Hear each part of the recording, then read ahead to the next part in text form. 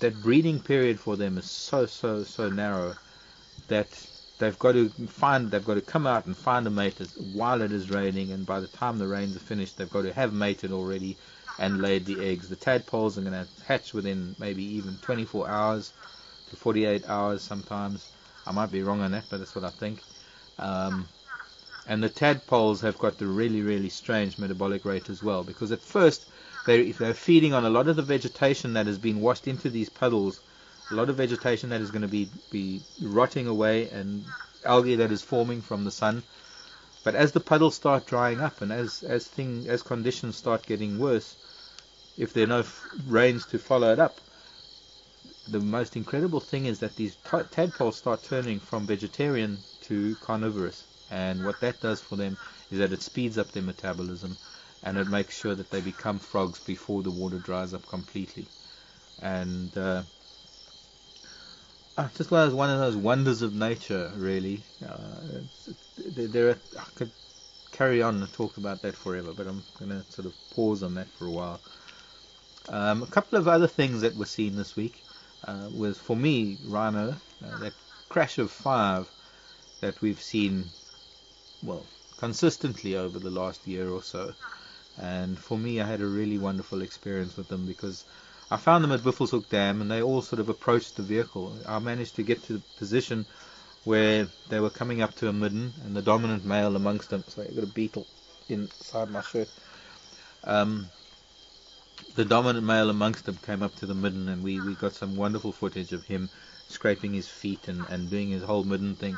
But it wasn't the first time, because we had seen him, and I think it was the same one. I've got to look through footage to see whether it was the same one that was doing the same thing up at Treehouse Dam. I think it was Shorthorn at Treehouse Dam. I think it was another bull that we saw at Buffelshoek Dam. I've got to really look at things to see if it's the same rhino. But we so often see these animals not as active as we've seen them this week. And for me, this last week, I've seen rhino doing perhaps a lot more in terms of rhino behavior than I have seen maybe in the last couple of months. So my highlight for the week has been the rhino. Of course, I have seen Induna. I saw Mishu as well the other evening. I saw Mishu at the dam, and Patrick had Induna on the kill below the dam wall.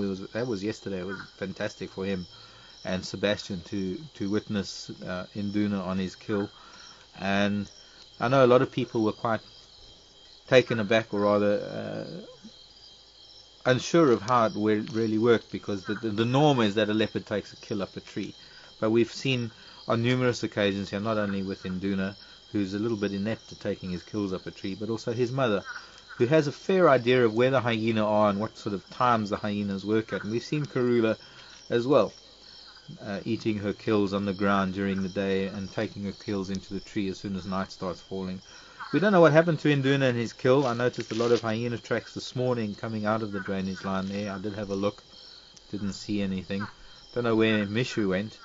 But what we did find this morning was, well, not me or we, but the guards at Vuyatela was finding Yambilu Yordan up at Impala Plains.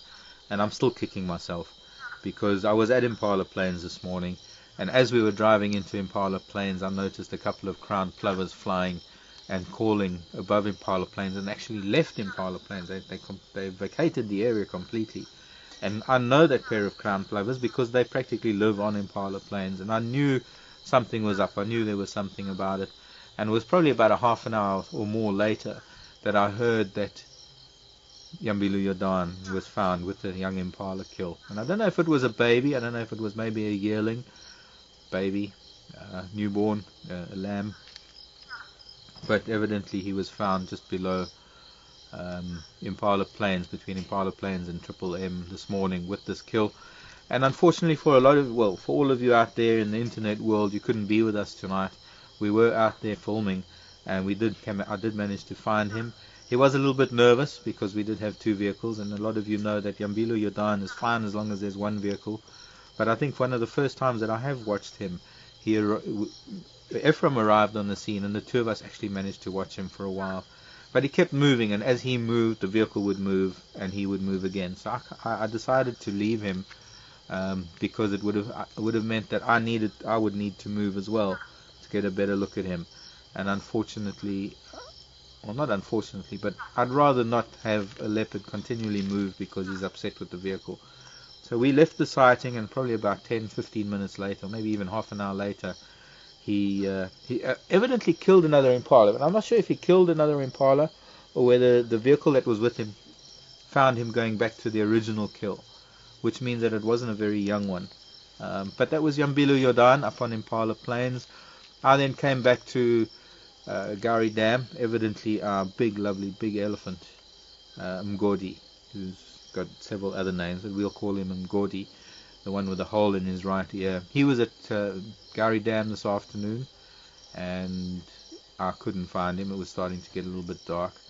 And there was also a breeding herd of Ellies on Gallagher Shortcut this morning that I couldn't get to, and I went to look for them. I found a lot of action from these Ellies. I found where they'd been uprooting trees, breaking a tree here and there, but digging up roots.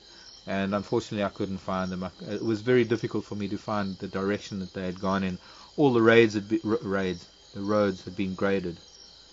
The roads had been graded, so I couldn't find any tracks of his to see sorry, I'm being distracted by noise in the background, but I couldn't find where this breeding herd had gone. Evidently, it was a wonderful breeding herd of Ellies up on Gari Katlan. No, sorry, Gallagher Shortcut. I am really distracted this evening. Gallagher Shortcut, and hopefully Patrick can maybe find some signs of them.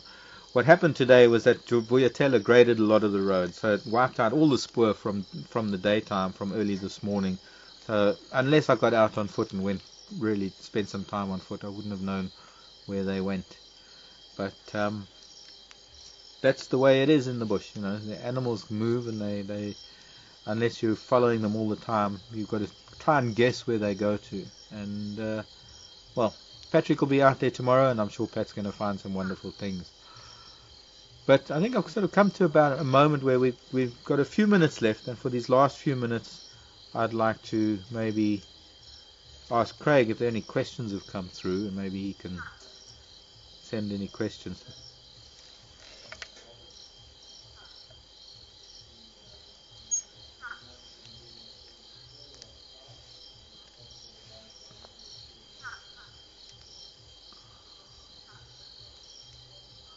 Robert is asking if I noticed if Induna was still around, and whether the bones that the hyena was chewing on happened to have been maybe from Induna's kill. Definitely not, Robert. It was closer. The proximity was maybe right for it.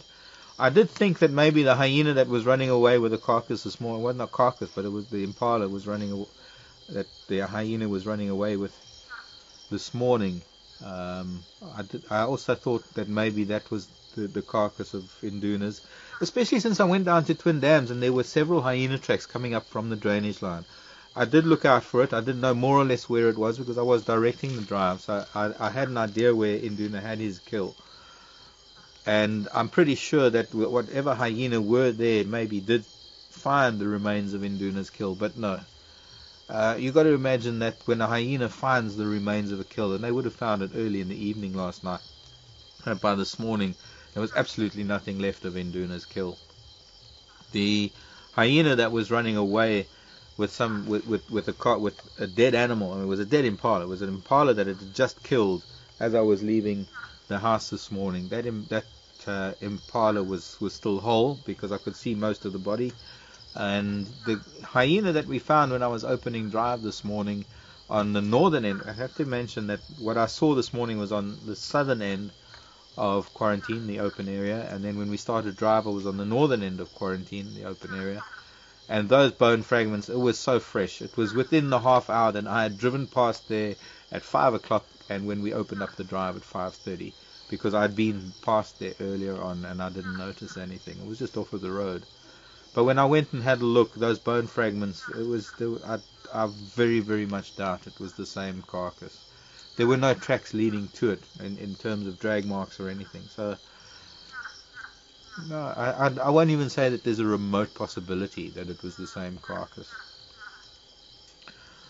Well, we've got frogs calling all around us. There are clouds in the sky. I'm not even seeing any stars tonight. I don't know. It'd be nice if we get some rain. It'd be nice if this pattern or this made a pattern, if this continued for some time, that we'd have lovely dry days and wet nights, and it would rain all night, and we could wake up in the morning and see new things. There's some very important things that are going to happen if we do get that kind of a sequence of water and sun. And one of the things is going to be things like the lilies, the bulbous plants that need all of this water to start soaking in their moisture and their food, and over the next few months producing their leaves, so that by the time December and the rains in December come,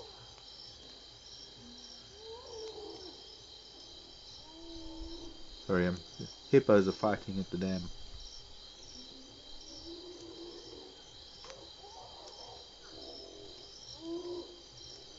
I don't know if that sound's coming through. It's completely distracted me.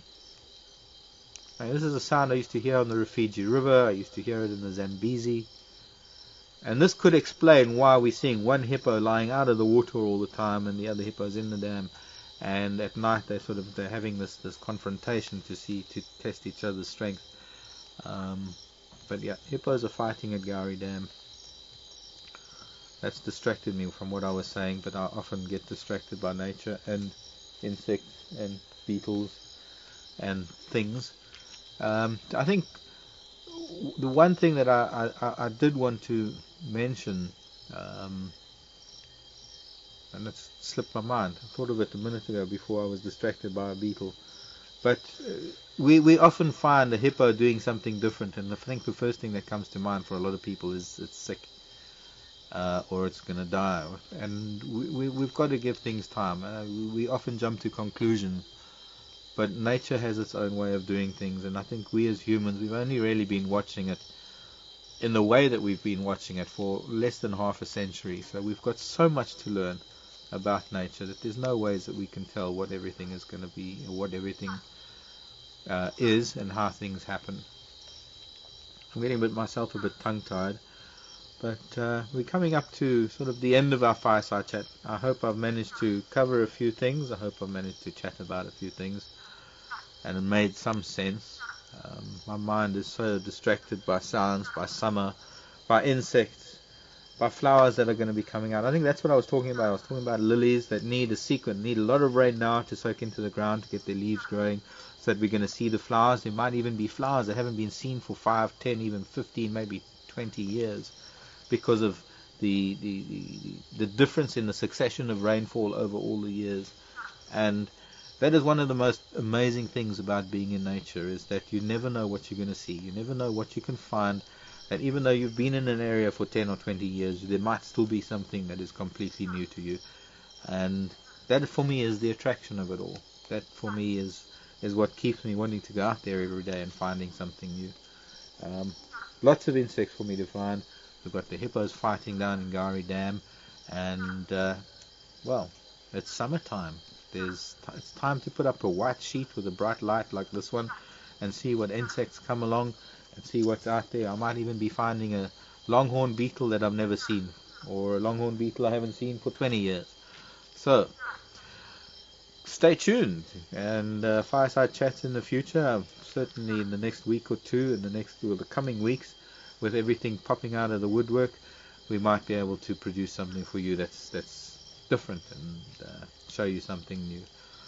Anyways, from me, Mark, Sebastian is behind camera, and Craig is in final control, and Alex and Sue are running around catching things in glasses, and Paul is photographing all the insects, and we're all having a whale of a time. We're going to be cooking on the fire this evening.